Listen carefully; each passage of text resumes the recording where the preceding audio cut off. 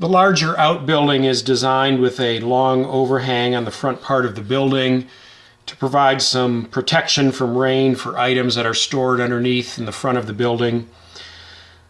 But because it has a long overhang, it needs to have a support structure that'll be glued on here with legs coming down to help support the overhang of the roof. This is where this little template comes in your kit. First thing you want to do is find the 6x6 lumber and cut all of the pieces to size. The template shows you exactly where you should make the cuts. After that, I take each piece of wood and stain it with a gray stain and then paint it with your trim color. I used a Hunter Green. Once the trim color is on, then I lightly sand the wood to expose some of the gray underneath. That shows a real easy, it's a real quick and easy way to show some weathered wood. First step is to take the long beam that goes across the width and using blue painter's tape, hold it down.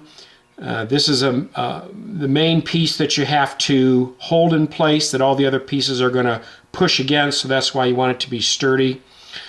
The first step is to take the small centerpiece that comes right up here and put a small dab of glue on the bottom of it, and you slide it into position. Next step then is to take the angled pieces that are here, put a dab of glue on each surface where it'll connect with the other pieces of wood and slide it into position. I'm not gluing these, I'm just showing you the process.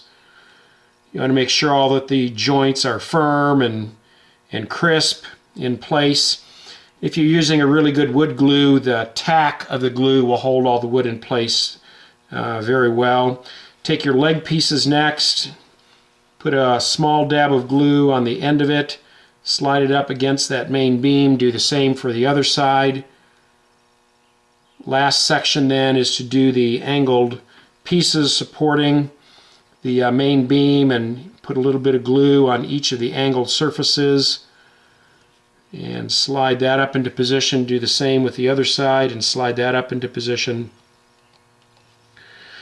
Once you're satisfied it's all in line and laying squarely on the template and all the joints are firm and glued, what I do then is take a clear piece of plastic, I think this is plexiglass, and lay it down. That gives enough weight to hold it flat. The reason I like to use a clear piece is that I can see if any of the joints have moved when I put it down. If so, I just pick up the piece of plastic and adjust it and then put it back on, allow that to dry overnight. Once this is dry, remove the plastic and work the tape loose very carefully.